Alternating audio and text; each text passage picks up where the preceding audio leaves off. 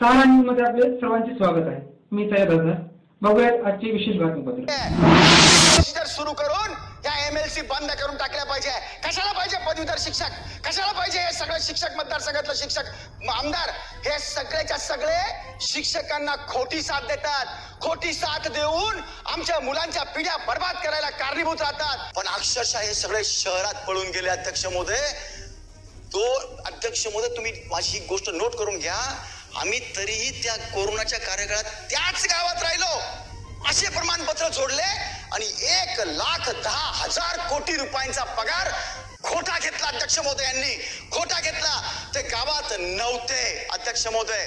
आणि जेव्हा ही गोष्ट सगळ्या राज्याच्या आणि केंद्राच्या लक्षात आली की मुलं ढकावतात, 30% मुलं गावातले शिकत का नाही आहेत हे सांगतात. झेडपीच्या शाळा बंद करू नका, पटसंख्या कमी होते. अध्यक्ष महोदय, आपले फार फार धन्यवाद. मी 101 अन्वय चर्चा आणि चर्चेमध्ये शिक्षण या विषयावर बोलण्यासाठी उभा आहे. अध्यक्ष महोदय, खरं म्हणजे शिक्षण आपल्या भारताची सर्व इकॉनॉमी जर आपण बघितली तर फक्त 2 तंबूवर आपण अध्यक्ष महोदय अवलंबून आहोत, शेती आणि शिक्षण.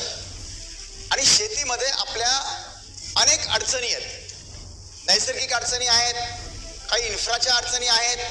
आणि म्हणून जितकं इरिगेशन आपण करू शकतो त्याच्या फक्त 17%च आपण इरिगेशन करतो.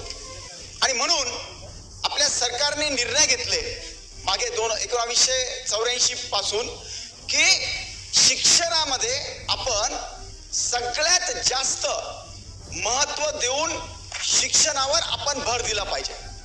आणि याकरता सरकारने वेतन श्रेणी लागू केली, म्हणजे वित्त आयोग लागू केला आणि त्रिस्तरीय वेतन श्रेणी लागू करून शिक्षण म्हणजे 60% आपल्याला आपली आर्थिक आणि सांस्कारिक, भावनिक, बौद्धिक ही सगळी क्षमता तयार होण्यासाठी आपण शिक्षणाला महत्व दिलं अध्यक्ष महोदय.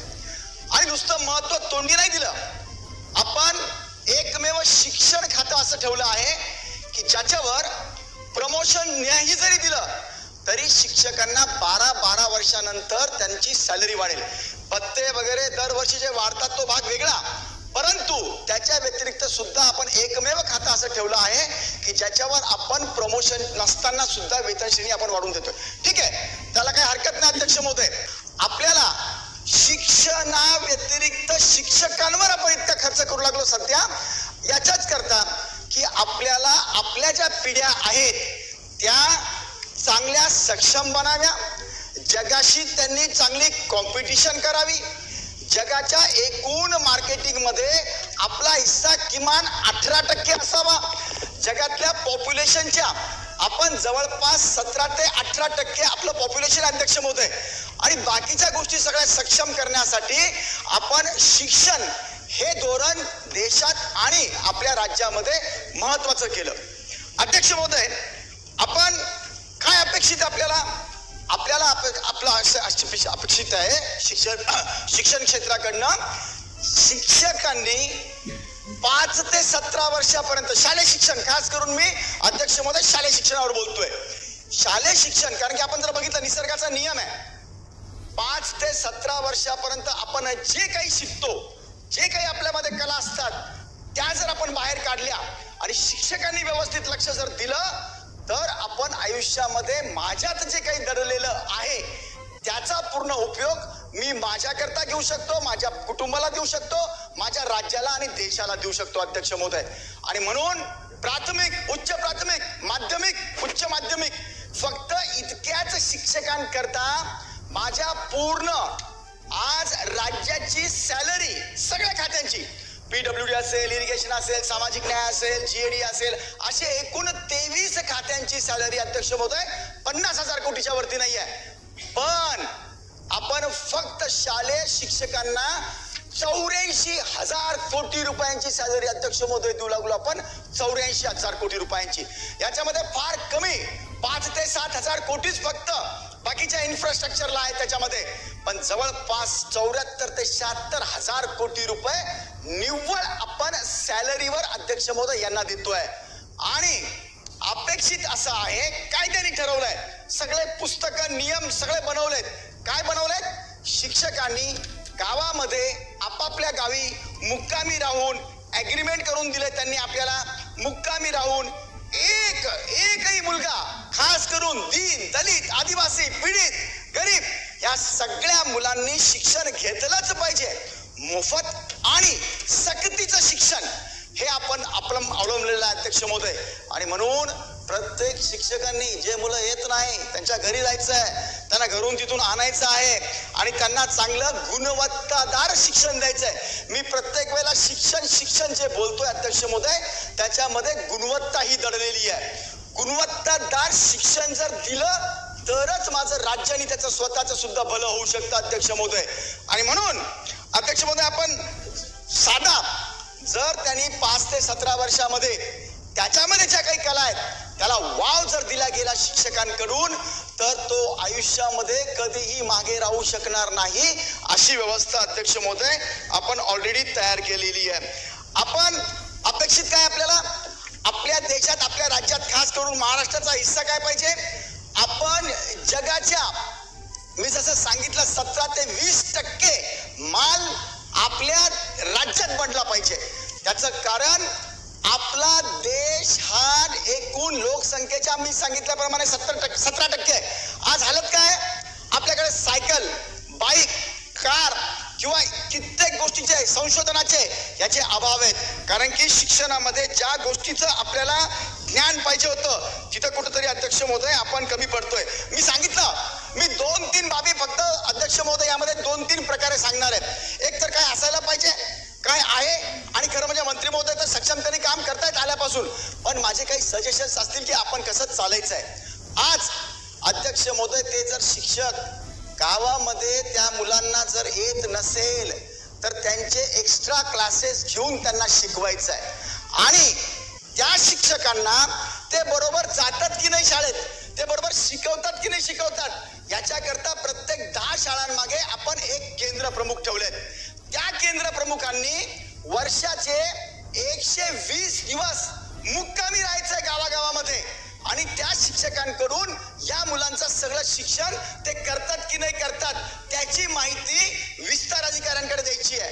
विस्तार अधिकाऱ्यांनी त्याच्यावर पूर्ण आकलन करून 80 दिवस वर्षाचे मुक्कामी त्यांनी राहून दर हप्त्याला ब्लॉक एज्युकेशन ऑफिसर, गट शिक्षण अधिकाऱ्यांकडे द्यायचं आहे. जर एखादा मुलगा सुटला, त्याला येत नाही, त्याला जर शिक्षण बरोबर येत नसेल तर यांनी जाऊन त्या ठिकाणी त्यांना शिकवण्याची, म्हणजे त्या शिक्षकांना त्याला शिकवायला बाध्य करायचं अध्यक्ष महोदय. गावामध्ये संस्कारमय वातावरण ठेवायचे आहेत, व्यसनाधीनता कुणाची होऊ नये, सामाजिक सलोखा ठेवणे, आणि म्हणून इतकं सगळं काम आपण शिक्षकांना दिलंय. आणि म्हणून आपण त्यांना आई वडील आणि देवांपेक्षा पण मोठी पदवी दिली आहे, गुरु. आणि त्याच्या पुढे पण आपण जी लावलाय शब्द अध्यक्ष महोदय, ज्यांना आपण म्हणतो आई वडिलापेक्षा, जसं म्हणतो गुरुर ब्रह्मा, गुरुर विष्णू, गुरुर महेश्वर, या म्हणजे गुरु हेच सर्वस्व आपलं आहे. इतकं मोठं पद आपण त्यांना बहाल केलेलं अध्यक्ष महोदय. आणि त्यांच्याकडनं अपेक्षा आहे समाजामध्ये त्यांना आपण आदर दिला पाहिजे, त्यांचा आदर असला पाहिजे. गावागावामध्ये आपण शिक्षकांना आदराने बघितलं पाहिजे अध्यक्ष महोदय. या लेवलचं आपण त्यांना सगळ्या गोष्टी देऊ केलेल्या आहेत. परंतु आज म्हणजे आपण जी मी सांगितलं शिक्षण पद्धती जी घेतली आहे ती आपण जपानच्या धर्तीवर घेतली अध्यक्ष महोदय. जपानमध्ये सुद्धा नैसर्गिक सगळ्या संपदाचा अभाव आहे. काही देश असतात इलेक्ट्रॉनिक मध्ये, इंडस्ट्रीज मध्ये, याच्यामध्ये, परंतु आपला देश शेतीप्रधान आणि जपान याच्या काही गोष्टीच्या कमतरता असल्यामुळे आपण ही सगळी वेतन श्रेणी अध्यक्ष महोदय त्यांना देऊ केलेली. आपल्याला आश्चर्य वाटेल अध्यक्ष महोदय, आपण अक्षरशः शिक्षणापेक्षा शिक्षकांवर इतका खर्च केलाय. का? कारण की ते टॅलेंट असले पाहिजे. या झालं काय, आपण जेव्हा या वेतन श्रेणी सुरू केल्या, वित्त आयोग लागू केला अध्यक्ष महोदय, बीएड कॉलेजचे फार मोठ्या प्रमाणामध्ये इथे बरेच कॉलेज आपण इथे उघडल्या गेले आणि त्यांना आपण नोकऱ्या दिल्या अध्यक्ष महोदय. नोकऱ्या दिल्यानंतर आज हालत अशी आहे की आपण जर बघितलं की आपल्या शिक्षकांना केंद्र प्रमुख, शिक्षक आणि विस्तार अधिकारी यांनी जे काम केलं पाहिजे ते अजिबात न करता फक्त कागद भरतात. केंद्र प्रमुख कधीही त्या शिक्षकांना जाऊन विचारत नाही. मी अगोदरच सांगतो अध्यक्ष महोदय, मी बोलताना जे बोलतोय ना ते 80% शिक्षकांच्या बाबतीत बोलतोय. 20% शिक्षक आमचे अगदी चांगले आहेत. आताच हिवाळी शाळेमध्ये अध्यक्ष महोदय 1000 पर्यंतचे पाढे माझ्या जिल्हा परिषदच्या शाळेच्या विद्यार्थ्यांना येतात. तिसरीची फक्त मुलगी आहे, त्यांना सगळ्या जगाचे सगळे देश, सगळ्या राजधान्या माहिती आहेत. आपल्या म्हणजे 1 ते 100 घटनेच्या सेक्शन त्या 4थीच्या मुलाला पाठ आहे. डायरेक्ट पे मुखपाठ सांगतात. आणि कोणत्या शाळेचं सांगतोय मी? जिल्हा परिषद शाळेचं सांगतोय. वाडे गुरुजी असतील, माझ्या मतदारसंघातले गरजे गुरुजी असतील, निफाडचे शिक्षक असतील, हिवाळी शाळे, अशा एकूण 1,500 शाळा आपल्या. किती? 1,04,000 आपल्याकडे प्राथमिक शाळा आहेत अध्यक्ष महोदय. आणि माध्यमिक 28,000 शाळा आहे. त्याच्यापैकी 1500 शाळा अशा आहेत म्हणजे मॉड्यूल तयार आहे. त्या ठिकाणी अक्षरशः लाईन लागते अध्यक्ष महोदय ऍडमिशन घ्यायला जिल्हा परिषदच्या. आता एक सोलापूर जिल्ह्यामधली शाळा आहे, त्या ठिकाणी इतके उच्च प्रतीचं शिक्षण आपलेच जिल्हा परिषदचे शिक्षक अध्यक्ष महोदय त्यांना देतात. म्हणून त्यांचे खरं म्हणजे आपण पाय जरी धुवून पिलो तरी कमी इतके चांगले शिक्षक त्या अध्यक्ष महोदय. काही विडा उचललाय. माझ्या गावातले मुलं जोपर्यंत आयएस होत नाही तोपर्यंत मी चप्पल सुद्धा घालणार नाही अध्यक्ष महोदय. आणि या खरं म्हणजे मी सगळे नावं घेत नाही गावांचे, परंतु अक्षरशः लाईन लागते अध्यक्ष महोदय. परंतु दुर्दैवी असं आहे की मेजॉरिटी जी आहे, मेजॉरिटी ही अगदी भयंकर आहे अध्यक्ष महोदय. जेव्हा आपण बघितलं केंद्राच्या काही गोष्टी लक्षात आल्या, राज्याच्या काही गोष्टी लक्षात आल्या की आपल्या पिढ्या सुधरत का नाहीये. मी जसं सांगितलं की गावातल्या दीन, दलित, गरीब, आदिवासी या मुलांनी शिक्षण घेतलंच पाहिजे. शिक्षक काय करतात अध्यक्ष महोदय? रकान्यामध्ये भरतात. गावात एकही मुलगा शिक्षणाविना शिल्लक नाहीये. आम्ही गुणवत्तेचं शिक्षण देतो. हे केंद्र प्रमुखांनी येऊन चेक करायच्या ऐवजी तेच पाठवतात आणि तेच वरती पाठवतात अध्यक्ष महोदय. आणि सगळ्यात भयानक गोष्ट काय अध्यक्ष महोदय की ते लिहितात दर महिन्याला प्रमाणपत्र की आम्ही गावातच मुक्कामाला राहतो. सगळा सर्वे झाला अध्यक्ष महोदय. 92% शिक्षक दर महिन्याला खोटे प्रमाणपत्र देऊन बियोंना पाठवतात आणि आपली सॅलरी घेतात. आता मला सांगा अध्यक्ष महोदय, गावात संस्कार येणार कुठून?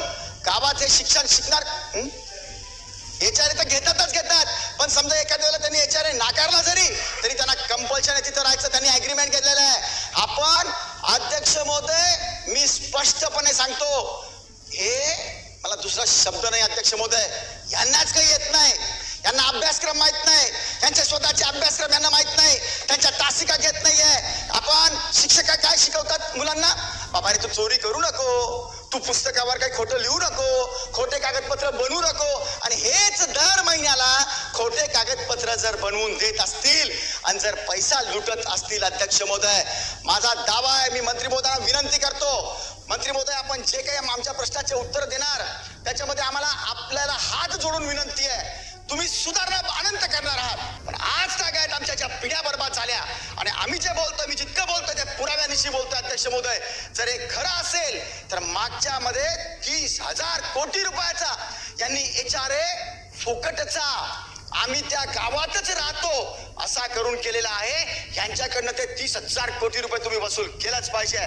अध्यक्ष महोदय तुम्हाला भयानक गोष्ट सांगतो, कोरोनामध्ये आपला आरटी काय सांगतो, राईट टू एज्युकेशन, आपत्ती व्यवस्थापन, इलेक्शन आणि जनगणना हे त्यांना कंपल्सरी आहे. ते सांगतात आम्हाला बरेच कामं आहे, 105 कामं आहे, 104 कामं आहे. अरे ते गावातच राहत नाही तर कामं करतात कुठून? कामं बिलकुल करत नाही अध्यक्ष महोदय.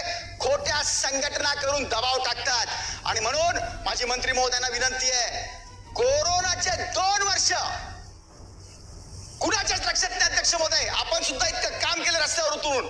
अध्यक्ष महोदय तुम्ही होतो, आम्ही होतो, आपण आपला मतदारसंघ पण लागू नये. आपण गावागावामध्ये इतके पेशंट त्या कोणी हात लावायला तयार नव्हतं, आपण तिथं उतरून काम केलं. शिक्षकांची गरज होती त्या गावामध्ये, कुठं ऑक्सिजन आहे का, कोणी बिमार पडलंय का, कुणाला डॉक्टरची गरज आहे का, या गोष्टी त्यांनी घरी बसून मोबाईलवर करायला पाहिजे होत्या, त्या गावातच राहायला पाहिजे होतं. पण अक्षरशः हे सगळे शहरात पळून गेले अध्यक्ष महोदय. तो अध्यक्ष महोदय तुम्ही माझी ही गोष्ट नोट करून घ्या, आम्ही तरीही त्या कोरोनाच्या कार्यकाळात त्याच गावात राहिलो. असे प्रमाणपत्र जोडले आणि 1,10,000 कोटी रुपयांचा पगार खोटा घेतला अध्यक्ष महोदय यांनी. खोटा घेतला. ते गावात नव्हते अध्यक्ष महोदय. आणि जेव्हा ही गोष्ट सगळ्या राज्याच्या आणि केंद्राच्या लक्षात आली की मुलं ढका होत आहेत, 30% मुलं गावातले शिकत का नाही आहेत. हे सांगतात झेडपीच्या शाळा बंद करू नका, पटसंख्या कमी होते. मला सांगा, एका गावात 150 मुलं आहे का, 150 मुलं काही शाळेत शिकत नाही का? परंतु ते दुसरीकडे जातात शिकायला, दुसऱ्या शाळेत जातात, प्रायव्हेट शाळेत जातात. कोण जाऊ शकतं? ज्यांची बिचाऱ्यांची कॅपॅसिटी आहे ते फक्त जाऊ शकतात. आणि का जावं त्यांनी? का जावं त्यांनी? कारण त्यांनी याच्याकरता जाऊ नये की आमच्या जिल्हा परिषदच्या शाळांच्या शिक्षकांना आम्ही किमान 80,000 ते 1.5 लाख रुपये पगार देतो. आणि प्रायव्हेट शाळेत जिथे हे मुलं जाऊ लागले, हे सगळं सोडून का सोडून जाऊ लागले? क्वालिटी नाहीये, गुणवत्ता नाही म्हणून. जिथे ते जातात तिथे 15 ते 20,000 रुपये पण पगार नाहीये. आणि सगळ्यात मोठा पुरावा देतो अध्यक्ष महोदय तुम्हाला मी, शिक्षकांना काही येत नाही. 70% शिक्षक, त्यांना त्यांचा अभ्यासक्रम येत नाही. त्याचा सगळ्यात मोठा पुरावा या शिक्षकांची मुलं, स्वतःची मुलं दुसऱ्या शाळेत टाकतात. हे कोणत्या शाळेत टाकतात? ज्या शाळेतल्या मास्तरांना 15,000 रुपये पण पगार नाहीये. मला सांगा, हे कोणतं सायन्स आहे? आमच्याकडनं 80,000 रुपये घ्यायचे गोरगरिबांचे, आणि तुम्ही स्वतःचे मुलं 15 आणि 20,000 रुपयाच्या शिक्षकाच्या तिकीट टाकायचे. म्हणजे तुम्हाला बोलणारं कोणी राहिलं नाहीये. खोट्या संघटना करायच्या, खोट्या संघटनाच्या ताकदीवर बोलायचं. आणि दुर्दैवाने सांगतो, याच्यामध्ये आमच्या वरचे MLC चे 70 ते 80% आमदार याच्यामध्ये सामील आहेत. माझा सगळ्यात पहिले तुम्हाला विनंती आहे, सगळी प्रोसिजर सुरू करून या MLC बंद करून टाकल्या पाहिजे. कशाला पाहिजे पदवीधर शिक्षक?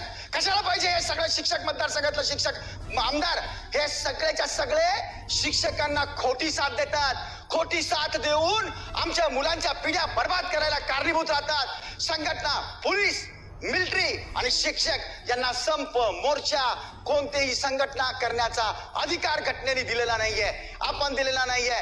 तरी पण खोट्या संघटना करतात आणि संघटनाचे मोर्चे करतात. आणि दुर्दैवाने हे आमचे आमदार त्या संघटनेच्या मोर्चेला हजर राहून आमच्या पिढ्या बर्बाद होईल अशा कृत्याला साथ देतात. माझी विनंती या निमित्ताने, हे सगळे जे MLC आहेत ना, पदवीधर आणि शिक्षक, हे अबॉलिश केले पाहिजे. अगोदर काय होतं अध्यक्ष महोदय? आमच्या सगळ्या सभागृहाचा शिक्षणाचा रेट फक्त 6% होता. म्हणजे इथं जे शिकलेले आमदार असायचे ते फक्त 6% असायचे. म्हणून यांची गरज होती. शिक्षक आमदार, पदवीधर आमदार आमच्या राज्याला काही देतील, आमच्या देशाला काही देतील, असं होतं. आता गरज काय यांची? आता बचत गटातनं घ्या, कामगारातनं घ्या, अंगणवाडी सेविका या शिक्षकांपेक्षा इतकं चांगलं काम करते, त्या बिचारीला आपण 10,000 रुपये देत नाही. आणि हे काम करत नाही, यांना 80,000 रुपये देतो. आणि सगळ्यात मोठा पुरावा धक्कादायक तुम्हाला कळेल अध्यक्ष महोदय, मी नमूद करतो. जेव्हा केंद्राच्या राज्याच्या लक्षात आलं तर DED होता ते लोक, आणि आपल्या पिढ्या बर्बाद का होऊ लागल्या. 30% गावातल्या मुलांचे लग्न होत नाही. त्या बिचाराला करण्याची फार त्याला उत्कंठा आहे, काहीतरी करावं. पण बेसिक एज्युकेशन बरोबर झालेलं नाहीये. मॅट्रिक झाला, BCom झाला, इंजिनियर झाला, पण इंटरव्ह्यू मध्ये फेल. कारण जो आपला 5 ते 17 वर्षाचं वय असतं त्याच्यामध्ये तुम्ही बघा, आपल्याला जर समजा 1 महिन्यापूर्वीचं विचारलं तर आपल्याला आठवत नाही, पण लहानपणीचं सगळं आपल्याला 1-1 दिवसाचं आठवतं. निसर्ग सांगतो 5 ते 17 वर्षापर्यंत आपल्याला जे दिलं जाईल त्याच्यावर शालेय शिक्षण चांगलं झालं तरच तो वरती BCom मध्ये तो कामाला येऊन आणि राज्याच्या त्या स्वतःच्या कामाला येईल अध्यक्ष महोदय. पण हे जेव्हा राज्याच्या आणि केंद्राच्या लक्षात आलं तर केंद्राने निर्णय घेतला 2013 मध्ये, 2015 मध्ये परीक्षा झाली 15. जरी हे DED झाले तरी यांची TET घ्या, टीचर्स एलिजिबिलिटी टेस्ट, ही घ्या, टेस्ट घ्या. अध्यक्ष महोदय, मला आश्चर्य वाटेल, 3.25 लाख जे DED ज्यांना आता आपण डायरेक्ट नोकरी देणार होतो, आतापर्यंत देत आलो. एक एक्झाम घेत होतो आपण DED ची, पण ती कशी डुप्लिकेट होती, कसे डुप्लिकेट सर्टिफिकेट घेऊन यांनी केले होते, त्याचा मोठा पुरावा आता लक्षात आला. आता लक्षात आला कसं? 3.25 लाख DED जे शिक्षक होणार होते त्यांची TET घेतली. किती टक्के पास झाले असेल? किती टक्के पास झाले असेल अध्यक्ष महोदय तुमच्या हिशोबाने? नाही, फक्त 14,000 मुलं पास झाले. 14,000 फक्त 4% निकाल लागला. म्हणजे ही रद्दी आहे, शिकवण्याच्या लायकीची नाहीये ही. आणि याच्या वरती त्यांनी काय केलं माहितीये? आपण हे जे ब्लॅक लिस्टेड होते त्या पोर्टल वाल्याला ह्या परीक्षा घेण्याकरता दिलं. आपलं महाराष्ट्रामध्ये महाराष्ट्र राज्य परीक्षा मंडळ आहे, त्या या परीक्षा घेतं, पण त्यांचं लॉग इन आणि पोर्टल हे आपण प्रायव्हेट मध्ये दिलं. यांनी काय केलं, त्यांच्या लक्षात आलं आपण फेल झालो. अध्यक्ष महोदय, हा ताबडतोब फ्रॅक्शन ऑफ सेकंडला निकाल तर आपल्या राज्याकडे येऊन गेला, महाराष्ट्र राज्य परिषदेकडे. पण ह्या बहादरांनी काय केलं, रात्रीच त्या लॉग इन वाल्याला पटवलं. एक डेरे नावाचे आपले आयुक्त होते, शिक्षण आयुक्त, त्याला सामील केलं आणि रातोरात ते डाउनलोड जे होते त्याच्या लॉग इन मध्ये सगळं बदलून पास करून घेतलं स्वतःला. ते सर्टिफिकेट डाउनलोड करून घेतलंय आणि पुन्हा जसं तसं करून राज्य शासनाला पाठवून दिलं. अध्यक्ष महोदय, यांचे व्हेरिफिकेशन व्हायला पाहिजे होतं. हजारो शिक्षकांनी इओनी आणि सांगितलं होतं राज्याने, आयुक्तांनी यांना कळवलं होतं लेखी की आमचं व्हेरिफिकेशन दिल्याशिवाय यांना पदवी म्हणजे हे द्यायचं नाही, शिक्षक बनवायचं नाही, यांना नोकरी द्यायचं नाही, यांना कोणतीही सही द्यायची नाही. पण त्यांनी तसं केलं नाही, काही ऐकलं नाही आणि 25-25 लाख रुपये घेऊन अध्यक्ष महोदय यांना डायरेक्ट खोट्या पदव्या बहाल केल्या. इतकंच नाही, हे डुप्लिकेट सर्टिफिकेट छापले, सेम तशा सह्या केल्या, तसे हजारोच्या नोकऱ्या मिळवल्या. आणि काही महाभागांनी काय केलं अध्यक्ष महोदय माहितीये? 2013 पासून तर 19 पर्यंतची मुदत होती या एक्झाम देण्याची. यांनी अगोदर कायम विनाअनुदानित होतं, आता विनाअनुदानित केलं आपण. या आपल्या आमदारांच्या फोर्सवर इतर बदमाशी केलीच. त्यानंतर 2013च्या अगोदर टीटी द्यायची गरज नव्हती. त्यावेळेसच्या इओनना धरलं आणि ज्या संस्था होत्या त्या शिक्षकांना हातात, त्या संस्था चालकांना हातात धरून आज 30 वर्षाचा मुलगा आहे. आणि त्यांनी काय केलं अध्यक्ष महोदय, काय केलं? त्यावेळेला मी तिथं शिक्षक म्हणून होतो असं दाखवून आतापर्यंतचा पगार लाटला आणि पुन्हा आत्ताची त्यांची परवानगी घेतली. अध्यक्ष महोदय, आत्ताच जस्ट एक प्रकरण जळगावचं 4च दिवस झाले. 19 कोटी 20 लाख रुपये जुने शिक्षक आम्ही असे आहोत असे दाखवून आजपर्यंत तर लाटले आणि नोकऱ्या प्राप्त केल्या. अध्यक्ष महोदय, त्या इओनच्या सहीने. आमचे चाणाक्ष शिक्षण मंत्री महोदय होते, त्यांच्या लक्षात आणून दिलं कुणी बाप, त्यांनी ताबडतोब इन्क्वायरी लावली. 19 कोटी 20 लाख रुपये त्यांनी पुन्हा भरले आपल्या याला खात्याला. अध्यक्ष महोदय, मला सांगा, जर ही गोष्ट खरी आहे तर यांना का माफ करायचं? का बरं यांना जेलमध्ये टाकायचं नाही? हा राष्ट्रद्रोह नाहीये का? हा देशद्रोह नाहीये का अध्यक्ष महोदय? म्हणजे हजारो शिक्षक यांचं एकच करावं लागेल. मंत्री महोदय, माझी विनंती आपल्याला हात जोडून, जितके शिक्षक आज लागलेले आहेत, कोणत्याही साली लागो, त्यांच्या सगळ्यांची परीक्षा घ्या. 2013 नंतरच नाही, आज जर ते बरोबर असतील तर त्यांना परीक्षा द्यायला काय हरकत आहे? जर ते करेक्ट असतील तर पास होतील. बरं, पासिंगचा रेट काय होता अध्यक्ष महोदय? फक्त 60%, 60, आणि रिझर्वेशन करता 55, तरी ते पास झाले नाही. त्यांच्या हिमती इतक्या की मृत्यू पावलेल्या एज्युकेशन ऑफिसरच्या डुप्लिकेट सह्या मारून आणि त्या शिक्षकांच्या हल्ली केल्या. हा सगळा जो खटापट चालू आहे ना अध्यक्ष महोदय, हे कशा करता चालू आहे? फक्त आणि फक्त त्या संस्था चालकांना यांना मोठं बनवायचं आहे. आमच्या जिल्हा परिषदच्या शाळा बर्बाद करायच्या आहेत. आता परवाच्या दिवशी आंदोलन करत होते. काय आंदोलन करत होते? हे पटसंख्याचा नियम ठेवू नका. माननीय सर्वोच्च न्यायालयाला लक्षात आली एक बाब. काय लक्षात आली?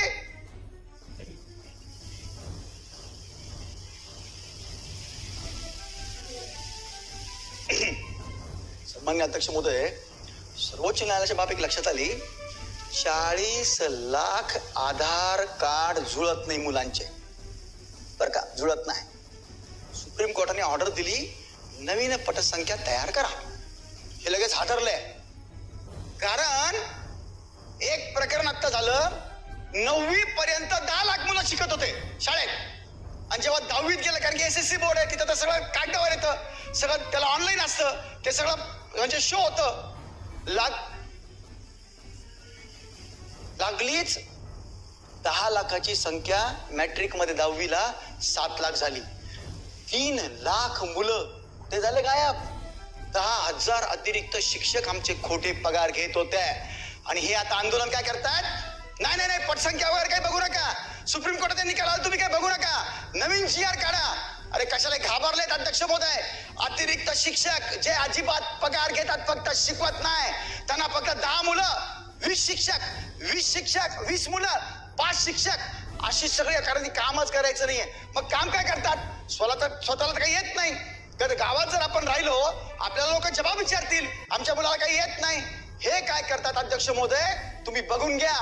कित्येक शिक्षक बँकेचे लोन एजंट आहेत, LIC एजंट आहेत, प्लॉटिंग करतात, सावकार्या करतात, जीपात टॅक्स्या चालवतात अध्यक्ष महोदय दुसऱ्यांना देऊन.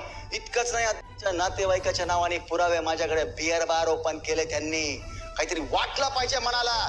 इतकंच नाही अध्यक्ष महोदय, स्वतः कॉन्ट्रॅक्टर बिल्डर, हे मी जितकं बोलतोय ना, हे यांना चालत नाही. कोणत्याही नोकरीच्या माणसाने या गोष्टी करू नये, त्याच गोष्टी ते करतात. आणि शाळेमध्ये 5 ते 10 हजार रुपयाचा मुलगा पाठवून देतात आणि स्वतः 1.25 लाख रुपयाचे पगार मोफत घेतात.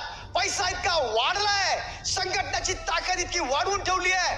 5 लाख शिक्षक प्राथमिकचे, 2 लाख शिक्षक माध्यमिकचे, हे सगळे 7 लाख शिक्षक. आणि आमचे काही राजकारणी त्यांना घाबरतात, म्हणतात अरे नाही रे नाही, ते काय इतकं मोठं त्यांचं व्याप आहे, मग ते आपल्याला हरवतील. ते शिक्षक आपला शिक्षकाच्या प्रती आपल्याला आदर असला पाहिजे. आदर नाहीये, भीती आहे आपल्या त्या शिक्षकांची, भीती आहे. हे काय करतील समाजामध्ये माहित नाही. भांडण लावतात एक दुसऱ्यामध्ये, राजकारण करतात, पतपेढ्यांचे राजकारण करतात अध्यक्ष महोदय. इतकंच नाही, आता तुम्ही जर बघितलं मागच्या 5 वर्षामध्ये कित्येक अत्याचारांच्या, लहान मुलीवरच्या अत्याचारांच्या केसेस या शिक्षकांकडनं घडतात अध्यक्ष महोदय. हे लाजिरवाणं नाहीये का अध्यक्ष महोदय? आपण गुरु मानतोय त्यांना, आणि त्यांच्याकडनं या सगळ्या गोष्टी घडू लागल्या आहेत. आपण त्यांना पोर्टल दिलेत, UTIS, सरल, squash, teachers portal, students portal, अजून पवित्र पोर्टल, सरल पोर्टल, सगळ्या पोर्टलचा गैरफायदा घेतात अध्यक्ष महोदय. हे फक्त एक भरतात आणि केंद्र प्रमुखांचे यांचे हप्ते ठरलेले आहेत. तुम्ही बघून घ्या. मंत्री महोदयांनी मला मागच्या 2 वर्षाचा रिपोर्ट आपल्या अधिवेशनात किंवा पुढच्या अधिवेशनात दाखवावा. किती केंद्र प्रमुखांनी त्या भेटी दिल्या, किती गावात त्यांनी मुक्काम केलं. अध्यक्ष महोदय, कायदा असा आहे, जर त्या प्राथमिक शिक्षकांनी, उच्च प्राथमिक शिक्षकांनी, माध्यमिकच्या शिक्षकांनी, उच्च माध्यमिकच्या शिक्षकांनी शिकवता 8-10 हजार मुलं राहून गेले गावात काही, किंवा पूर्ण जिल्ह्यात 80, 100, 200 मुलं राहून गेले, तर त्यांनी ताबडतोब डेप्युटी डायरेक्टरला कळवायचंय. इव्हनच्या मार्फत डेप्युटी डायरेक्टरनी ताबडतोब त्या आपल्याकडे 7 डायरेक्टर शिक्षणामध्ये अध्यक्ष महोदय. प्राथमिकचे डायरेक्टर, उच्च प्राथमिकचे माध्यमिकचे डायरेक्टर अध्यक्ष महोदय, बाल भारतीचे डायरेक्टर, ऍप्टिट्यूडचे डायरेक्टर अध्यक्ष महोदय. इतकंच नाही तर अल्पसंख्याक आणि प्रौढचे सुद्धा आपले डायरेक्टर आहेत. इतकी सगळी हायरार्की का दिली आपण? फक्त एकच खात्यामध्ये इतकी हायरार्की दिली आहे. जर 100-200 मुलं राहिले असतील तर त्या डेप्युटी डायरेक्टरनी डायरेक्ट आयुक्तांनी येऊन त्यांची मीटिंग घ्यायची आहे, त्या मुलांना जमवायचं आहे आणि त्यांना वेगळं प्रशिक्षण देऊन त्या प्रवाहात आणायचं आहे. आणि हा सगळ्यात मोठा धोका आणि सगळ्यात मोठं नुकसान आमच्या गोरगरिबांचं होत आहे. पैसावाला शिकू शकेल अध्यक्ष महोदय, पैसेवाले शिकू शकतात, पण दीन, दलित, गरीब, पारधी, आदिवासी ह्यांनी कुठे जायचं? आमचे सेक्युरिटी, आमचे पोलीस मित्र, आमचे टॅक्सीवाले, आमच्या रिक्षावाले, या सगळ्यांच्या मुलांची आज इतकी दैना आहेत, ते 30,000 रुपये पण वर्षाचे भरू शकत नाही. आणि ती जिम्मेदारी आम्ही घेतली आहे, आमच्या सरकारने घेतली अध्यक्ष महोदय. त्यांना शिकवण्याची जिम्मेदारी घेतली आहे. पण संघटनेच्या जोरावर आणि राजकारण्यांच्या सगळ्या दबावामुळे आपण पुढे जाऊ शकत नाहीये. माझं फक्त एकच विनंती आहे, या सगळ्या गोष्टीची टेस्ट तुमच्याकडे आहे. हे प्रूव्ह झालंय की हे शिक्षक शिकवत नाही, यांना काही येत नाही, आणि ज्यांना येतं त्यांचा ऍटिट्यूड बरोबर नाही अध्यक्ष महोदय. ते फक्त दबावात आणतात. मग तुम्ही यांच्यावर कारवाई करणार की नाही करणार? अध्यक्ष महोदय, सुधारणा होत राहतील. अध्यक्ष महोदय, मंत्री म्हणतील की बाबा, आता मंत्री महोदय सांगतील आपण असा सुधारणा करू वगैरे वगैरे. बिलकुल करा सुधारणा. आज तागायत जे दिलेलं होतं आणि आमच्या पिढ्या बर्बाद केल्या अध्यक्ष महोदय, बर्बाद या लेवलवर केल्या की गावामध्ये लग्न होत नाही आमच्या मुलांचे. 35 वर्षांचे मुलं झाले. मी अगोदरच सांगितलं, शिक्षण हाच मूलमंत्र होता. जर त्याचं बेसिक एज्युकेशन बरोबर झालं असतं तर ही गोष्ट आली नसती. लहान 7-8 वर्षाची मुलगी मुलगा त्याचे खेळण्याचे बागडण्याचे दिवस अध्यक्ष महोदय, त्यांना पैशावाल्याच्या लहान बाळांना सांभाळावं लागतं अध्यक्ष महोदय. ही थोडी गोष्ट नाहीये, गावागावात अशी परिस्थिती आहे. शेतकरी मित्र आपल्या मुलाला शाळेत टाकायला जिल्हा परिषदेच्या तयारीच्या करता नाहीये. ती पहिला मोठा मुलगा शिकवला होता, तो बिचारा बर्बाद झाला, काही तो करू शकला नाही. दुसरा डायरेक्ट शेतमजूर दिसतोय गावागावामध्ये. आणि जर गावागावामध्ये शेतमजूर आणि इतक्या मोठ्या संख्येमध्ये बेरोजगारी असेल तर हे शिक्षण आणि आपला शिक्षणाचा कायदा केला कुठं? त्यांची जबाबदारी होती, त्या जितक्या डिग्र्या घेतील त्यांना कुठे ना कुठे नोकरी मिळेल. जगात माझ्या संस्कारक्षम, माझ्या भावनिक, माझ्या बौद्धिक, ज्यांनी चांगलं एज्युकेशन घेतलं, ज्यांनी बेसिक एज्युकेशन चांगलं घेतलं, त्यांना आज फॉरेन मध्ये सुद्धा आणि जगात पूर्ण वाव आहे, डिमांड आहे अध्यक्ष महोदय. आज किमान 36 लाख रुपये वर्षाचा पगार त्यांना भेटू शकतो. साधं आहे, बेसिक शालेय एज्युकेशन फक्त चांगलं पाहिजे, पण ते फक्त नसल्यामुळे या सगळ्या बाबी घडतायत अध्यक्ष महोदय. याच्या पुढे चालून काही महाभाग असे आहेत, त्यांना त्याच गावात राहायचंय, त्यांना बदली नकोय, त्यांना बदल्या नकोय अध्यक्ष महोदय, किंवा आपल्या मनाप्रमाणे बदली चालते. आपल्याकडे कायदे काय, जर कोणी दिव्यांग शिक्षक किंवा शिक्षिका असेल तर त्यांना त्यांच्या मनाप्रमाणे बदली दिली जाईल. जर कोणी दिव्यांग असेल तर त्या एक तर बदली नाकारू शकतात. या पठ्ठ्यांनी काय केलं अध्यक्ष महोदय, डॉक्टरांना धडलं, 1.5 लाख रुपये दिले आणि खोटे दिव्यांगांचे सर्टिफिकेट दिले. बार्शी, वाशिम, अकोला, संभाजीनगर, नांदेड या ठिकाणी प्रूव्ह केस झाल्या त्या सगळ्याच्या सगळ्या. खोटे दिव्यांगाचे प्रमाणपत्र. इथपर्यंत यांची मजल गेली, स्वतःचे मुलं मनोरुग्ण नसताना माझा मुलगा मुलगी मनोरुग्ण आहे असं दाखवलं, माझे आई वडील मनोरुग्ण आहे असं दाखवलं. इतकंच नाही तर आई वडील कुणाचे नसताना किंवा कुणाचे असूनही अध्यक्ष महोदय यांनी त्यांचे खोटे औषधाचे बिल, कारण की शिक्षकांना आपण सगळ्या सवलती दिल्यात, पगाराच्या व्यतिरिक्त आपण सवलती देतो अध्यक्ष महोदय. आणि म्हणून असे खोटे कागद त्यांनी तयार करून आई वडील बिमार नाहीये, स्वतः बिमार नाहीये, जिल्हा परिषद चक्रा मारतात पैसे करता, केंद्र प्रमुख, विस्तार प्रमुख, आणि यांची बैठक काय होतं रात्री, का रे तू माझी बदली नाही केली, तुला तर मी पैसे दिले होते, तू माझ्या बदलीचा प्रस्ताव का नाही पाठवला, तू माझे इतके पैसे, तो केंद्र प्रमुख त्याला सांगतो माझा तू मागच्या 2 महिन्याचा हप्ताच दिला नाही. आणि अशा पद्धतीने यांनी सगळ्या शिक्षणाचा खेळ खंडोबा केला अध्यक्ष महोदय. बऱ्याच चांगल्या संस्था आहेत. पुण्यामध्ये एक सिस्कॉम नावाची संस्था आहे अध्यक्ष महोदय. शिक्षण मंत्री महोदयांना मी विनंती करेल की अधिवेशन झाल्यावर मी आपल्याकडे येईल. सिस्टम फॉर करेक्शन मुवमेंट आहे त्यांची, इतकी चांगली संस्था आहे. सन्मान्य पंतप्रधान कार्यालयाने त्याची दखल घेतली आहे. 70% त्यांची गोष्ट जी ते बोलले होते त्यांना त्यांनी पुढे सरकवलंय अध्यक्ष महोदय. चांगल्या दिल्या आहेत. या मी जसं सांगितलं, या सगळ्या शिक्षकांची, शिक्षक संघटनांची आणि काही आमच्या आमदार महोदयांची, सगळ्या संस्थांना मोठं करायचं आहे, गलेलट्ट करायचं आहे, आमच्या सरकारी शाळांना बर्बाद करायचे अध्यक्ष महोदय. आणि म्हणून संस्था कशा, संस्था सुद्धा अशा पैसे आमचे घेतात आणि डोनेशन तिकडे घेतात अध्यक्ष महोदय. आरटी मध्ये 25% गरिबांची मुलं, दीन दलित यांची मुलं असली पाहिजे. आज तुम्हाला सांगतो अध्यक्ष महोदय, इन्कम टॅक्स भरणाऱ्यांची, इतकंच नाही शिक्षकांची स्वतःची मुलं त्या प्रायव्हेट शाळेत आरटी मध्ये यांनी टाकली अध्यक्ष महोदय. काहीतरी मनाला वाटली, पुरावे दिलेत मी संभाजीनगरच्या युवना या सगळ्या गोष्टीचे अध्यक्ष महोदय. आणि संस्था ज्या आहेत आपल्या, ज्यांचा पगार आपण देतो, मायनॉरिटीच्या संस्था आहेत. या मायनॉरिटीच्या संस्था कशा आहेत अध्यक्ष महोदय माहिती आहे? मायनॉरिटीचा कायदा असा आहे, त्यांना कोणती शिक्षक भरतीचा काही हे नाहीये, अडचण नाहीये, ते त्यांच्या मनाने हे करू शकतात. त्यांना रिझर्वेशन नाहीये. म्हणजे संस्थेमध्ये SC ST सामाजिक रिझर्वेशन वेगळं आहे आणि ऍक्च्युअल घटनात्मक रिझर्वेशन वेगळं आहे. आणि यांना कोणतं रिझर्वेशन मायनॉरिटीचं नाहीये. पण मायनॉरिटीचा नियम काय आहे, किमान मायनॉरिटीचं असं आहे अध्यक्ष महोदय, एक आहे भाषिक, एक आहे धार्मिक. समजा भाषिक मध्ये तमिळनाडूचं कोणी असेल किंवा एखादं, अध्यक्ष महोदय सुरुवातच केली अध्यक्ष महोदय. मी घड्याळाकडे बघत पण नाही अध्यक्ष महोदय अजिबात. आणि माझी ही गोष्ट जी मी बोलतोय ना अध्यक्ष महोदय, खरं सांगतो फार चुकलोय आपण 20 वर्षात. मी नुसतं बोलायचं म्हणून बोलत नाहीये. मी तुम्हाला इतकी विनंती करू, इतक्या रात्रीमध्ये खरंच थांबलो नाही अध्यक्ष महोदय. खरंच पिढ्या बरोबर लहान मुलांची तुम्ही हालत जाऊन बघा अध्यक्ष महोदय. गावागावामध्ये साहेब माइनॉरिटी में तो आता मैं रणधीर बाबू, लेकिन सुनने जैसी बात है, छोटी लड़कियां जो है ना, मेरी खुद की लड़कियां मेरे को सामने आती जब बिचारों के खेलने का टाइम है और उनको बर्तन उठा के भांडे मांजना पडते, भांडे घासावे लागतात, त्यांना विटकराचे टोपले उचावे लागतात, त्यांना वाळूचे ते बघा जाऊन गावागावात ट्रॅक्टरच्या खाली लहान मुली आपल्या आई बरोबर काम करतात. अध्यक्ष महोदय का करत नाही असं? खोटं बोलतोय अध्यक्ष महोदय मी? त्यांच्या आई भांडे माजतात.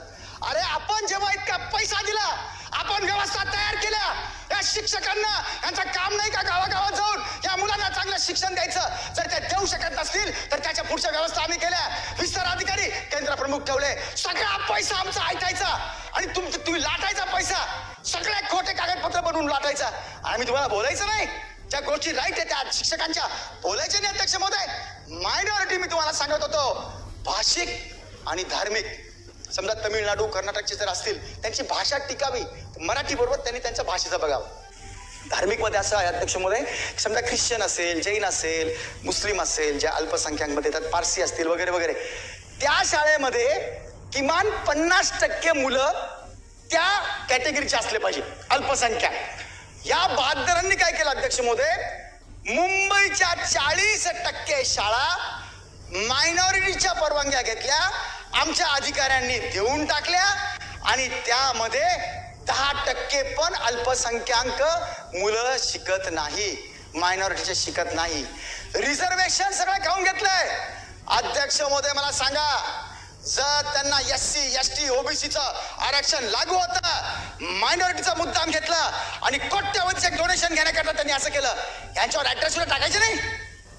ज्या दीन दलित SC STच्या यांनी त्या कॅटेगरीच्या गोरगरिबांच्या रिझर्वेशन खाऊन घेतले, यांच्यावर अॅट्रॉसिटी टाकली पाहिजे. या मायनॉरिटीच्या चेक करा. शिक्षण मंत्री महोदय, तुम्ही मुंबई मधले चेक करा. आज सकाळी सोमय्या कॉलेजचा विषय निघाला होता. एक मला वाटतं वरुण सरदेसाई साहेब सांगत होते की ह्या वर्षी तो धरला गेला, मागच्या 10 वर्ष चेक करा. मंत्री महोदयांनी बरोबर उत्तर दिलं नाही, राज्यमंत्री महोदयांनी. पण मी आज विनंती करतो, मुंबईच्या नाही राज्याच्या शाळा ही छोटी गोष्ट नाही. या गोरगरिबांकरता आपण सगळे आहोत. आपण 288 जण त्यांचं बघण्यासाठी इथं अध्यक्ष महोदय आलेलो आहोत. आणि म्हणून माझी विनंती आहे, मी जर बरोबर बोलत असेल, मायनॉरिटीच्या कॉलेजमध्ये जर ते सगळेच विद्यार्थी जर असतील तर मायनॉरिटीची परवानगी यांना दिली का? आम्ही का दिली यांना अध्यक्ष महोदय परवानगी? काही यांना परवानगी द्यायची. प्रवेश परीक्षेचा कायदा काय होता? सुप्रीम कोर्टापर्यंत मॅटर केलं. 1997 आणि 2003चा GR आहे, राज्य शासनाने काढला. आणि प्रवेश प्रक्रिया म्हणजे 11वी 12वीचे प्रवेश सुरू म्हणजे उच्च माध्यमिक मध्ये येतं, त्याच्यामध्ये त्यांची प्रवेश सुरू होण्याच्या 15 दिवस अगोदर त्यांचे सगळे रिझर्वेशन त्यांनी भरले पाहिजे, जितके असतील तितके. म्हणजे काही दिव्यांगाचे होते, काही खेळाडूचे होते. आता ते दिव्यांगाचं बंद झालंय सध्या, खेळाडूचं बंद झालंय सध्या. पण काही बाकीचे रिझर्वेशन, त्यांचा इन हाऊस कोटा होता 20%, मायनॉरिटीचा कोटा होता अध्यक्ष महोदय 5% मॅनेजमेंट कोटा होता. 5% मॅनेजमेंट कोटा त्यांना कुणालाही भरू द्या, काही म्हणणं नाही आमचं. पण बाकीचे 95% मंत्री महोदय याच शैक्षणिक वर्षापासून आपण राज्य सरकारने भरावे, ऑनलाईन भरावे. ऑनलाईन भरण्याचा कायदा असूनही ते कसं दाखवतात माहिती का अध्यक्ष महोदय? कागदावर भरतात आणि त्याला फीड करून टाकतात आणि म्हणतात ऑनलाईन झालंय. अरे ऑनलाईन म्हणजे जिवंत प्रवेश प्रक्रिया झाली पाहिजे. तसं न करता असं करतात. सिस्कॉम ही चांगली संस्था, त्यांनी लक्षात आणून दिली या बाबी. आयुक्त महोदयांनी ऐकलं, सचिंद्र सिंग साहेबांनी, त्यांनी काढलं पण चांगलं, पण खाली फिल्टर होऊन ते बरोबर इम्प्लिमेंट होत नाही. माझी विनंती आहे मंत्री महोदय की या सगळ्या प्रवेश प्रक्रिया सरकारने इन कॅमेरा कराव्या. का कराव्या? कारण की मेरिट वाल्यावर अन्याय होऊ लागला. जेव्हा ते अभ्यास करून वरती जाऊ लागले, आपल्या शालेय शिक्षणामध्ये सिस्टम काय झाली अध्यक्ष महोदय माहिती का? जे खरे शिकवणारे शिक्षक आहेत त्यांना पगार देत नाही, त्यांना आत्महत्या कराव्या लागतात. आणि जे अजिबात काम करत नाही, गावामध्ये अक्षरशः गुंडाप्रमाणे ते वावरतात, गुंडांना हातात धरतात. आम्ही काही सर्वे केले, गावात घुसू दिलं नाही यांनी, 4 गुंडे लावून त्यांना बाहेर काढलं. ही प्रवृत्ती करणाऱ्यांना आपण दबावात घेऊन हजारो कोटी रुपये बर्बाद करू लागले. अरे काय काय आमच्या जर पिढ्या बर्बाद होतात. माझं एकच विनंती आहे, मी जे बोलतोय ते जर करेक्ट असेल, ऍक्शन घ्या. 10 वर्षाचा प्लॅन तयार करा शिक्षण मंत्री महोदय, काही प्रॉब्लेम नाही. पण पहिल्या 6 महिन्यामध्ये ही जी कचरा पट्टी आहे, ज्यांना काही येत नाही त्यांची ताबडतोब परीक्षा घ्या आणि यांना बाजूला सारा. यांना आणि बाकीच्यांना परफॉर्मन्स बेस्ड सॅलरी द्या. अध्यक्ष महोदय 15,000 फिक्स करा आणि जसं परफॉर्मन्स आहे तशी सॅलरी द्या अध्यक्ष महोदय. आणि तुम्हाला जर जड जात असेल ना, तुम्हाला वाटतं किंवा ते कोर्टात जातील, सुप्रीम कोर्टात जातील किंवा काही आणखीन कोणी तुम्हाला करू देणार नाही किंवा त्यांना पगार द्यावेच लागतील, माझं म्हणणं आहे त्यांना घरी बसून फुकट पगार दिलेला चालेल. पण आमच्या पिढ्यांना जर ते पुन्हा शिकवायला लागले तर आमच्या पिढ्या पुन्हा बर्बाद होतील. 10 वर्षानंतर सिव्हिल वॉर होतील. गावात मुलं अध्यक्ष महोदय बेरोजगारीने फिरतायत फक्त एज्युकेशनच्या अभावामुळे. त्यांना वाटतंय मला काहीतरी करावं म्हणून, पण इंटरव्ह्यू मध्ये फेल होत आहेत. त्यांना त्यांची आज तुम्ही जर बघितलं, माझ्या 4वी, 5वी, 6वी, 7वी, 8वी, 8वीच्या मुलांना साधा गुन्हागार भागाकार येत नाहीये. थोडे थुडके नाही. रणधीर भाऊ सुनो, रणधीर भाऊ सांगतायत बिल वाजवा, पण मी थोडस बघितलं त्यांना. अध्यक्ष महोदय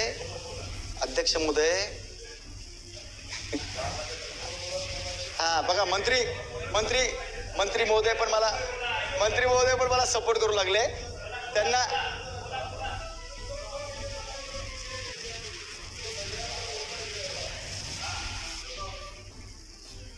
नाही ना भाऊ, फक्त 20च मिनिटं झाले. 11 ठीक आहे अध्यक्ष महोदय बघा. Yes sir.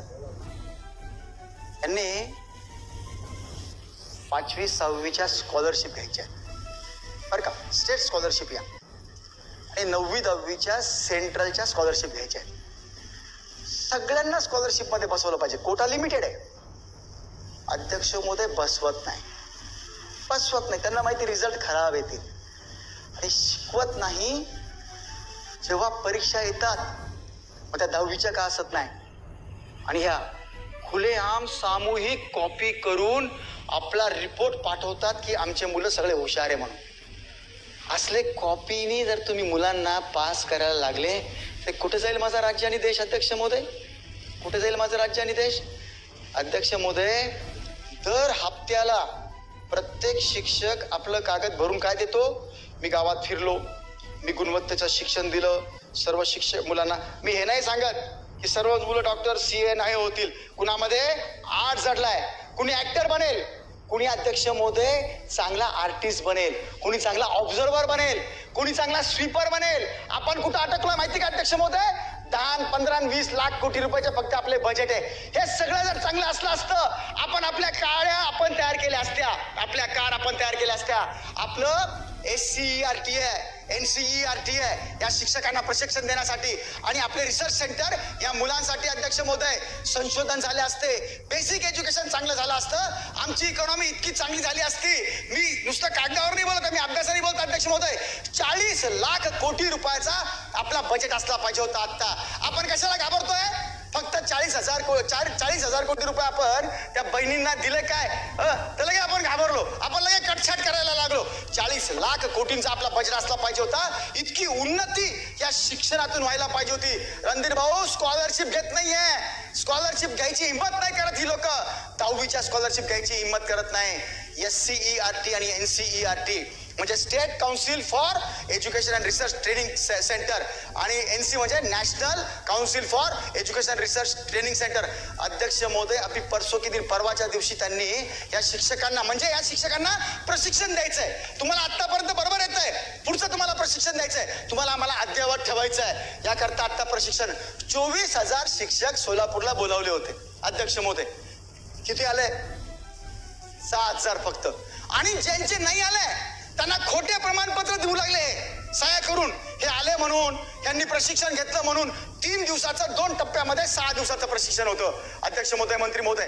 पण हे न येता ही खोटे कामं करतायत. आणि मग ही सवय कुठे लागली आहे?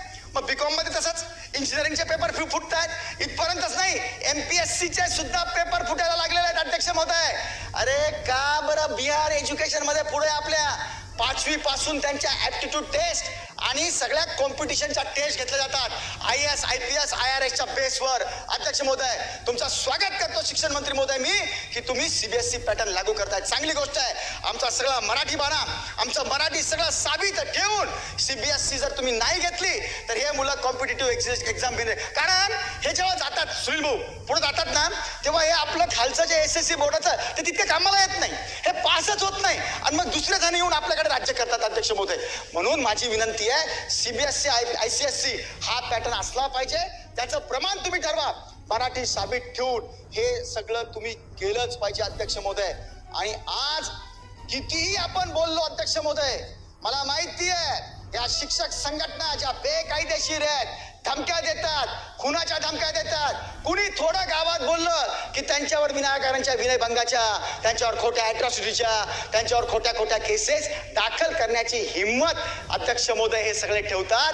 आणि म्हणून माझी हंबल रिक्वेस्ट आहे मंत्री महोदयाला, तुम्ही काहीतरी आम्हाला असा स्पार्क वाटतोय आज, तुम्ही खरोखर सन्माननीय बाळासाहेब ठाकरे साहेबांच्या तुम्ही तालमीत वाढलेले मंत्री महोदय आता अध्यक्ष महोदय, आम्हाला तुमच्याकडनं अपेक्षा आहे, ऍक्शन घ्या. तुम्ही हा विचार करू नका की 1,00,000 आणि 2,00,000 शिक्षकावर कसं काय ऍक्शन घेऊ म्हणून. कागदावर जे प्रूव्ह झालेलं आहे, तुम्ही आम्ही सर्वजण या सभागृहात कशाला आलो, सुधारणा ठीक आहे, परंतु जे करत नाही त्यांच्यावर ऍक्शन अध्यक्ष महोदय सगळ्यात पहिले आपण घ्यायची. त्याकरता आपण सगळे इथं आहोत अध्यक्ष महोदय. मी पोर्टलचं पण बोललो की पोर्टल हे अध्यक्ष महोदय तुम्ही एकच ठेवा. हे सगळे पोर्टल बंद करून एकच पोर्टल ठेवा. त्या एक पोर्टलमध्ये सेंट्रल गव्हर्नमेंटला पण माहिती जाईल, राज्य सरकारला पण माहिती जाईल, स्टुडंटला पण जाईल, टीचरला पण जाईल. यांना इतकं ते काय करतात मग माहिती का मंत्री महोदय, याच्या नावाने ते सांगतात आम्हाला इतके काम आहेत. जी काही गोष्टी जर बरोबर असतील तर त्यांना तुम्ही केलं पाहिजे अध्यक्ष महोदय. दुसरं अध्यक्ष महोदय, मी शेवटाकरता येताना इतकंच सांगेल की आत्ता जसं जळगावमध्ये 19 कोटी रुपये तुम्ही वसूल केले. माझा दावा आहे अध्यक्ष महोदय, तुम्हाला 5,000 कोटी रुपये वसूल करावे लागणार आहे अशा पद्धतीनं. कारण इतक्या खोट्या शिक्षकांनी 2013च्या अगोदरपासून आम्ही नोकरी करतो, काही 2013च्या नंतरचे सांगितलं त्यांनी, असे खोटे सर्टिफिकेट लावून हे शिकवण्याचं बोलतात. म्हणून मी साधं बोल नाही, FIR तर ठीक आहे, यांना आजीवन कारावास झाला पाहिजे. त्याचं कारण सांगतो अध्यक्ष महोदय. 4-5 प्रकारचे पाप आहे आपल्या या भारतामध्ये अध्यक्ष महोदय. एक पाप आहे जाणते अजाणतेने आपण काहीतरी पाप होऊन जातं आपल्याकडे, त्याला माफी आहे, कारण की त्यांनी जाणून बुजून नाही केलं, अजाणतेपणानं झालं. काही पाप असे आहेत की मजबुरीने करावेच लागतात, मजबुरी माझी, मला तर करावेच लागेल, ठीक आहे, त्याची काही शिक्षा असेल ती मर्यादित आहे, जज साहेब बघतात आणि त्या मर्यादित शिक्षा देतात. एक काय असतात, तो गुंडाच आहे, त्यांनी 5 मर्डर केलेले आहेत, हाफ मर्डर केलेले आहेत, तो गुंडाच आहे, नावाने गुंडा आहे, तो करतो. त्याची सगळी सिच्युएशन बघून तो काही मानसिक बिमार आहे का, तो काही नशेखोर होता का, असं बघून थोडीफार हे त्याला होईल. पण साधूच्या आणि देवाच्या वेशामध्ये धारण करून जर गुंड प्रवृत्ती तुम्ही केली, त्याला माफी नाही आहे. अनंत काळापर्यंत कोणी विसरू शकत नाही. मला आठवतं मी एका सिरियल मध्ये बघितला तो अध्यक्ष महोदय, त्यांनी सांगितलं पार्वतीजींनी शिवजींना विचारलं की रावणाने तर सीतेचं अपहरण केलं, तो राक्षस होता, मग त्याची पण सिच्युएशन बघून त्याला कुठेतरी माफीचं काही आहे का प्रावधान, त्याला केलं पाहिजे. शिवजींनी उत्तर दिलं की पार्वतीजी, एखाद्या वेळेला रावणाने रावण बनून जर तिचं अपहरण केलं असतं सीतेचं, तर एखाद्या वेळेला थोडाफार विचार त्याच्या सजा कमी करण्याचा झाला असता. पण त्यांनी साधूचा वेश धारण केला होता, साधूचा वेश धारण करून तिने सीतेचं अपहरण केलंय. हे माफी लायक नाही. आणि गुरुजी आई वडिलांपेक्षा मोठं स्थान देणारे जर हे खोटे कागदपत्र बनवत असतील, गुंडागर्दी करत असतील, संघटनेचे दबाव आणत असतील, आम्हाला सगळ्या पिढ्या बर्बाद करायला मजबूर करत असतील, आणि त्यांना हे आमचे आमदार सगळे नाही 70 ते 80% आमदार, मी सगळे शिक्षक वाईट म्हणत नाही, 70 ते 80% शिक्षक हे जर देत असतील, यांना सोडायचंय का तुम्हाला? सोडा, आमचं काय म्हणणं नाही आहे, सोडा. मग तयार राहा, 10 वर्षानंतर आपल्या सिव्हिल वार होतील, दुसऱ्यांची गरज राहणार नाही. हे मुलं जेव्हा एखाद्या वेळेला उठतील ना, आज संध्याकाळीच मला 50,000 रुपये कमवायचे, अशा अभिलेषित मुलं वागायला लागले आहेत. कारण की त्यांना संस्कारमय शिक्षण नाही भेटलेलं. आपले आई वडील काय म्हणायचे, बेटा खोटे 5 रुपये पण घरात आणू नको.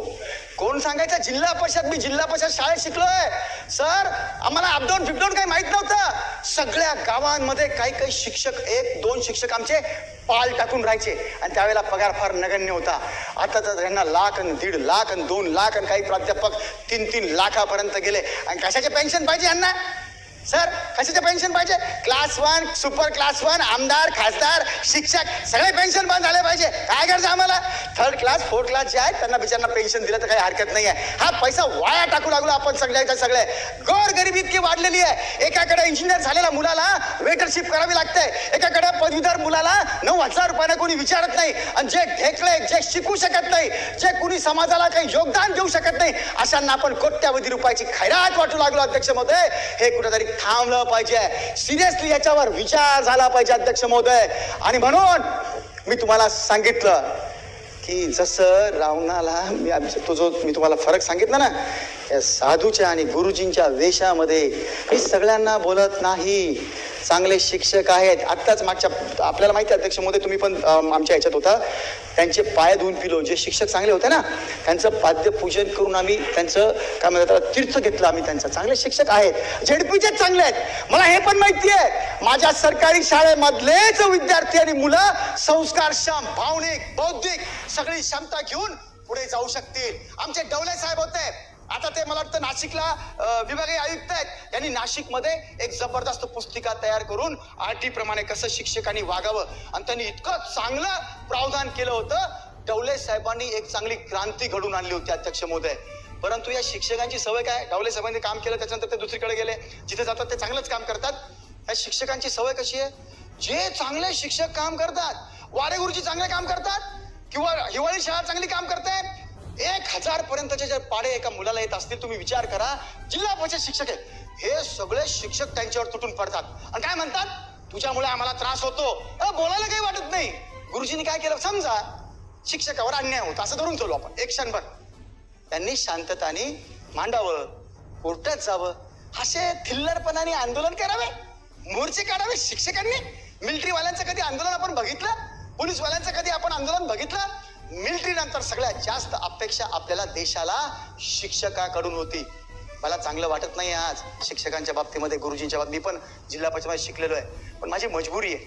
मला लोकांनी जे निवडून दिलंय त्या ठिकाणी सर्वोच्च स्थानी 14 कोटीमधून फक्त 288 आहे. मी जर बोललो नाही तर मी पापी अध्यक्ष. मला कळत असून मी फक्त काहीतरी स्वार्थ ठेवू, माझ्या मतदाराचा स्वार्थ ठेवू किंवा मी काही दबाव त्यांचा करू माझ्या जीवनात, मी काही ते सांगत बसत नाही अध्यक्ष मध्ये. कोणत्या लेवलवर ते माझ्या बरोबर गेले, काय काय त्यांनी माझ्या जीवनाशी खेळ केला, मी त्याच्यात जात नाही अध्यक्ष मध्ये. पण मला एकच म्हणायचं आहे, आम्ही ज्या करता इथं आलो, खुले आम आपल्याला दिसताना आपण जर सहन करत असू तर आपल्यासारखे दुर्दैवी आपण आणि आपणच. म्हणून शेवटच्या 2-4 सजेशन्स फक्त मंत्री महोदयांना, खरं म्हणजे मी सजेशन देण्याच्या लायकीचा नाहीये, परंतु तरी मला फक्त 2-4 बाबी आपल्याला ठेवायच्यात अध्यक्ष महोदय. की सगळ्यात पहिले आपण ह्या जितक्या संस्था आहेत ना आपल्या, जितक्या आपण प्रायव्हेट संस्था दिलेल्या आहेत, त्या सगळ्या शिक्षकांच्या सॅलऱ्या आपण त्या संस्थेमध्ये न देता डायरेक्ट त्यांच्या आपण दिल्या पाहिजे.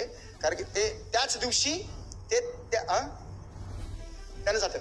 पण ते काय करतात, त्याच दिवशी तुम्ही बघितलं ना, समजा ज्या दिवशी यांचे चेक जमा होतात किंवा ऑनलाईन यांचे पैसे जमा झाले, त्या दिवशी ते संस्था चालक यांच्याकडनं हे घेऊन हप्ता घेऊन टाकतात अध्यक्ष महोदय.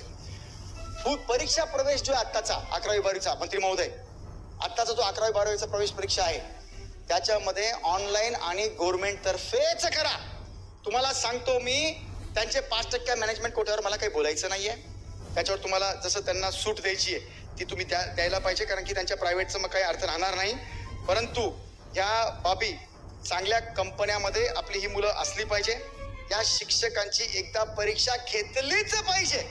ऍप्टिट्यूड टेस्ट आहे, आपली केंद्राची टेस्ट आहे, यांना प्रशिक्षण आहे, पण हे देत नाही. यांना कंपल्शन करावं. 84,000 शिक्षक मराठवाड्यातले होते अध्यक्ष महोदय. आमचे सुनील केंद्रेकर साहेबांनी परीक्षा लावली, माझा त्यांना फोर्स होता, लावली त्यांनी. 26,000 शिक्षकांनी नोंदणी केली, म्हणजे स्व नोंदणी होती ती, आणि आले किती, 8,000 आले. 8,000 फक्त. अरे समजा अभ्यासक्रम आवडला नाही, काही नाही, तर तुम्ही येऊन बोला ना, पण तुम्ही परीक्षाच देणार नाही. शिक्षक जे त्यांना सुनील भाऊ शिकवायचे त्याच्यात तुम्ही आहात की नाही बरोबर बघायचं ना. आणि दर 6 महिन्याला त्यांना आपल्याला आपल्या जगाशी अपडेट ठेवायचं आहे. नवीन नवीन त्यांना आपल्याला अध्यक्ष महोदय प्रवेश प्रक्रिया म्हणजे त्यांना शिक्षण देण्याकरताच आपल्याला त्यांना ठेवायचं आहे. म्हणून जास्त न बोलता मला वाटतं बाकीच्यांना पण बोलण्याचं हे आहे, म्हणून मी जास्त न बोलता आपण जे GR काढू लागले अध्यक्ष महोदय आता CBSEचा, त्याच्यामध्ये थोडासाच विचार करा अध्यक्ष महोदय, त्याच्यामध्ये मंत्री महोदय, आपण जो CBSEचा पॅटर्न करताय तर तो पुढे तो टिकेल नक्कीच. तुम्ही करताय तर सगळ्यांना विचारात घेऊनच करत असाल. सिस्कॉम सिस्टम सारख्या बऱ्याच सिस्टम आपल्याकडे आहेत, ते तुम्ही नक्कीच चांगल्या पद्धतीने करत असाल अध्यक्ष महोदय. पण तरीही उद्या वर्ष 2 वर्ष 3, कारण की अचानक आपण CBSE लावतोय तर त्याचा व्यवस्थित अभ्यास करून ह्या लावा जून पासूनच तुम्ही, पण त्याला कुठेही मराठीला धक्का न लागता कॉम्पिटिटिव्ह एक्झाम मध्ये ते पास होतील, म्हणजे त्या कॉम्पिटिशन एक्झामला ते पात्र ठरतील अशा परीक्षा अध्यक्ष महोदय त्यांच्याकडून आपण घ्यायचं आहे. आणि सगळे जितके यांचे दिवस आहेत कामातले बरं का, यांना आपल्या कायद्याप्रमाणे 365 दिवस मधून 300 दिवस काम घ्या ना यांच्याकडून. बाकीचे दिवस त्यांना झाडं लावायला पाठवा ना. शिक्षकांना काय फरक पडतो, यांच्याकडनं बाकीचे पण कामं घेतले पाहिजे. सामाजिक काम आहे, सामाजिक उपक्रम त्यांनी करावं, हे कंपल्शन आहे त्याच्यामध्ये. ते तर काही करतच नाही. मोफतचा 1.5 महिना ते घरी बसून असतात. आणि काय करतात अध्यक्ष महोदय, परीक्षा आली का संप, निकाल द्यायचा की संप. अरे काय लावलं, मस्ती का मस्ती तुमची. आमच्या पिढ्या इकडे बर्बाद होणार, त्यांच्या परीक्षा घेण्याची वेळ, त्यांचे निकाल देण्याची वेळ, आणि तेव्हा तुम्ही संप बिलकुल करणार. आजपासून त्यांनी जर संप केला अध्यक्ष महोदय, इतक्या संप झाले कुठं रेकॉर्डवर नाही आहे त्यांच्या, कधी यांनी रजा सुद्धा हे केलेलं नाही अध्यक्ष महोदय. म्हणून आज नंतर जर त्यांनी संप केला तर त्यांना सस्पेन्शन देऊन टर्मिनेशनची कारवाई सुरू करा. भयानक आहे. ज्या देशामध्ये राज्यामध्ये ज्यांना आम्ही देवगुरु मानलं त्यांनी जर असं केलं, मी पुन्हा पुन्हा 5 वेळेला का सांगतोय, याचं गांभीर्य आपल्याला लक्षात यावं अध्यक्ष महोदय, म्हणून मी सांगतोय. म्हणून RT प्रमाणे जे आपण भरती करतोय पूर्ण, ती सुद्धा आपण केली पाहिजे मंत्री महोदय. जे RTचे आपण 25% भरतो ना, हे सगळे त्यांना तुम्ही काय क्रायटेरिया लावायचं लावा, पण ते दीन दलित गरिबांची ऍडमिशन तिथे होत नाही अध्यक्ष महोदय. पैशावाल्यांचेच मुलं तिथं शिकतात, शिक्षकांचेच मुलं तिथं शिकतात, क्लास 1चे शिकतात. म्हणून त्या सुद्धा सगळ्या प्रवेश आपल्याकडनं झाल्या पाहिजे, गव्हर्नमेंटकडनं झाल्या पाहिजे. आणि अचानक आपण काय करतो, 1ली पासून 2री पासून तर देतोच, पण 6वी 7वी मध्ये दिल्यानंतर त्यांना त्याच्या मॅच होण्याकरताचा काही वाव त्या संस्थांना दिला पाहिजे. हे पण नक्की आहे, जेव्हा आपण त्यांना 17,000 रुपये प्रति मुलगा देऊ लागलो, त्यांचे पैसे देऊन टाकले पाहिजे आपण. आणि माझी शेवटची आणि महत्वाची विनंती आहे अध्यक्ष महोदय, इन्फ्रास्ट्रक्चर मध्ये प्रचंड मोठा खर्च आपण केला पाहिजे अध्यक्ष महोदय. आपल्या GDPच्या 1% नुसता आपण त्याच्यावर खर्च नाही करत आहे, 4 ते 5% फक्त खर्च करतोय. पण इन्फ्रास्ट्रक्चर चांगलं करा आपण अध्यक्ष महोदय. आपण शिक्षणाच्या ऐवजी शिक्षकांवर जास्त खर्च करतोय, त्याचं रिटर्न आपल्याला भेटत नाहीये. आणि जे शिक्षक त्यांना एक चान्स दिल्यावर चांगले असतील त्यांना तुम्ही ठेवा, बाकीच्या शिक्षकांना बाजूला काढा, नवीन मुलं भरा. ज्या नवीन मुलावर अन्याय होऊ लागला त्यांच्यावर तुम्ही म्हणजे काय म्हणतात त्यांच्या परीक्षा घ्या. आणि मला असं वाटतं, काय माहिती तुम्हाला होईल का, जे डॉक्टर इंजिनियर CA वगैरे झालेले आहेत ना, 1 वर्षाचा कोर्स केला पाहिजे अध्यक्ष महोदय. DED BEd आणि TET या धर्तीवर एक कोर्स करा, त्यांना तो कोर्स करू द्या. ताबडतोब चांगले मुलं आपल्याला भेटतील अध्यक्ष महोदय. त्यांच्यामध्ये चांगल्या क्षमता आहे काम करण्याच्या. हे काय करतात शिक्षक लोकांना सगळे, ते करतात आम्ही असं केलं तसं केलं. 2 ते 3% शिक्षक चांगलं काम करतात अध्यक्ष महोदय, पण दाखवतात काय आम्ही सगळे करू लागलो. अरे 90% तुम्ही करत नाही ना, 2-3% शिक्षक चांगलं काम करतात, तेच घडी घडी पुढे आणतात हे. आणि ते अपडाऊन करताना आज संभाजीनगर जिल्ह्यामध्ये 15,000 लोक अध्यक्ष महोदय ज्यांना परवानगी नाहीये. पेट्रोल डिझेल आमचं हे सबसिडीवर चालतं, विनाकारणचं पेट्रोल डिझेल खर्च करतात, संभाजीनगरला जातात, 4 तास यांचे दिवसभराचे अपडाऊन मध्ये टाकतात. यांची एनर्जी सावित राहिली पाहिजे, यांनी चांगलं शिकवण्याची क्षमता त्यांची असली पाहिजे. 2-2, 3-3 मैल तास जात नाही. आणि मला तर याचं पुढचं म्हणणं आहे, ज्या शिक्षक आमच्या भगिनी आहेत, त्यांचे मुलं बाळ आहेत, त्यांचे मुलं बाळ असल्यानंतर त्यांना तुम्ही घरी सकाळी जेव्हा निघतात तर तुम्ही 10-12 तासानंतर घरी येतात. त्या बाळाला तुम्ही भेटलं पाहिजे, त्याला बरोबर संगोपन त्याचं झालं पाहिजे. डिलिव्हरीच्या लिव्ह येतात त्यांना आपण 6 महिने देतो. कित्येक शिक्षक त्यांना त्यांच्या म्हणजे मिसेसच्या ज्या शिक्षिका नाही आहेत डिलिव्हरी झालेली नाहीये, पण बाल संगोपनाच्या नावाखाली खोट्या 90 दिवसाच्या रजा घेतात. बरेच प्रकरण आहेत अध्यक्ष महोदय. परंतु मी आज इथं थांबताना एकच विनंती शिक्षण मंत्री महोदयांना करतो, या सगळ्या बाबीपैकी एक चांगली मीटिंग ज्या संस्था आपल्या राज्यामध्ये काम करतात त्यांची आपण घेऊया. म्हणजे मीच काही फार त्याच्यामध्ये हे आहे असं नाही, परंतु बऱ्याच गोष्टी मला तुम्हाला पुन्हा सांगायच्या आहेत. त्याला जवळपास 2.5-3 तास लागतील. आत्ता इतकं बोलायला मलाही म्हणजे तुम्ही चान्स देऊ नाही लागले. बाकीच्यांना पण काही बोलायचं असेल. परंतु हे सगळं करताना आपण एक चांगली बैठक सातत्याने दर महिन्याला, दर 3 महिन्याला या बैठकी घेऊन आपण अपग्रेड करू. फक्त पुन्हा विनंती, जे केलेले नाही, प्रूव्ह झालेले आहेत, त्या सगळ्यावर तुम्ही कारवाई करावी, FIR करावी. यांना कोणती माफी देऊ नये. हे न्यायालयात जाताना आपले अधिकारी यांना आपली बाजूच सांगत नाही न्यायालयामध्ये, म्हणून हे वाचतात. आपल्या विरोधात जे निकाल जातात ना सगळे, आपले अधिकारी महोदय अजिबात देत नाही. यांनी फक्त एक आंदोलन केलं, काय आमचे पगार 8 दिवस लेट भेटतात. आपले तत्पर अधिकारी लगेच GR काढला. काय GR काढला? नाही, सेवा अधिनियम कायदा अशा प्रमाणे आपण यांना 8 दिवस लेट देऊ शकत नाही, त्यांना पगार ताबडतोब द्या. अरे 1 महिना ऍडव्हान्स द्या, आमचं काही म्हणणं नाही आहे. मग जो आमचा अधिनियम आहे राईट टू एज्युकेशनचा, आमच्या मुलांना शिकवलं पाहिजे, ते कुठे गेले? त्यांनी गावात राहिलं पाहिजे, त्यांनी गावात जाऊन प्रत्येक मुलाला शिकवलं पाहिजे, दीनदलित आदिवासींना, ते कुठे गेलं? हे करत नाही. म्हणून सगळ्यांना सारखा न्याय असला पाहिजे. त्यांना पगार 1 नाही, 2 नाही, 3 महिन्याचा ऍडव्हान्स देऊन टाकतात. काही आमच्या राज्याला फरक पडणार नाही. पण त्यांच्याकडनं शिक्षण हे आपण घेतलं पाहिजे. शालेय शिक्षण जर घेतलं तरच ते आयुष्यात मोठे होतील. इतकंच बोलतो. मला बोलण्याची संधी दिली. इतक्या रात्री मंत्री महोदय, अध्यक्ष महोदय, आपण आणि सगळेच माझे मित्र थांबले. मी तुमचे हे उपकार जीवनात विसरणार नाही. म्हणून धन्यवाद. जय हिंद, जय महाराष्ट्र.